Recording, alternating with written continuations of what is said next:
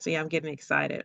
'Cause I've heard so many stories about families tussling with probate or tussling about who pays what or how we're going to keep the house. It's popular right now for folks to be opening up a trust, but you can't open it up with zero. It sounds like this could be a good place to start. Many of our viewers might be unsure about how to begin the process of incorporating major assets like their home and their life insurance and bank accounts into a trust.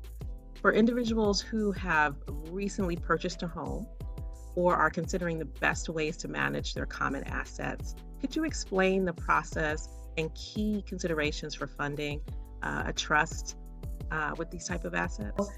It's always really dependent on what each individual person's situation is. So sometimes I have folks buying a home with their parents, for example. And in that situation, maybe it is best to fund your trust with the home, but maybe it's best to just keep the home in both of your names. I always like to go through a number of things with clients, including what industry do they work in? Are they exposed to a certain level of liability or risk? In that case, maybe it would be best to title it a little differently. But if we're talking about what most people do when they buy a home and fund their trust with their home, we're talking about the idea of taking the deed to your home, and instead of having it say, Carolyn owns this home, we'll actually transfer the deed from your name into the name of Carolyn's trust.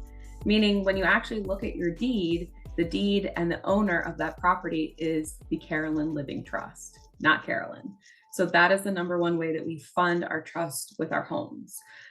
So that can look any different number of ways. If you have a revocable trust, if you have an irrevocable trust, whatever approach we're going to take, it really looks like actually adjusting the owner on these assets.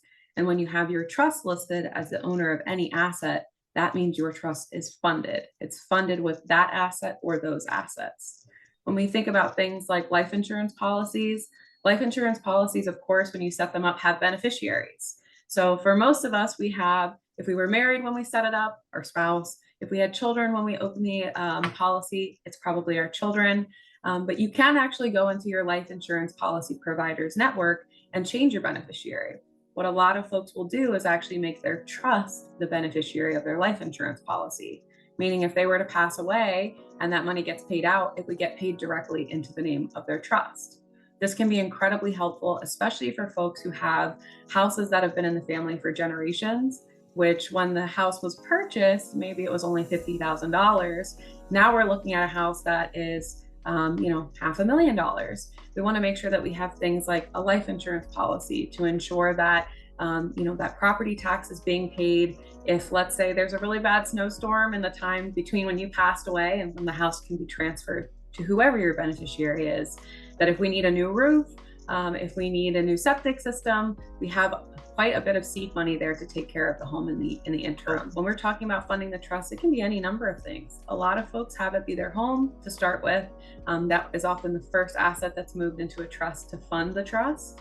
But we also have things like life insurance policies, bank accounts. You can have your money markets. You can have even your stocks and bonds fund your trust. So it really just depends on the types of assets you have. But for any of those assets, we will be changing the name of the owner on any of those assets, or in some cases, the beneficiary to the trust.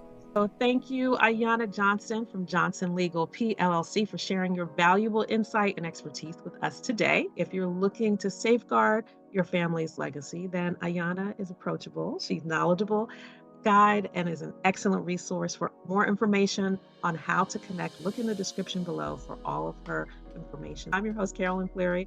I'm a local Maryland realtor and community guide serving the amazing people in and around PG County. So whether you're interested in buying or selling or just curious about the market, my goal is to ensure that you feel supported every step of the way. Thanks again for tuning in. And if you have any real estate needs or estate planning needs, don't hesitate to reach out. We're here to help you navigate these important milestones with confidence.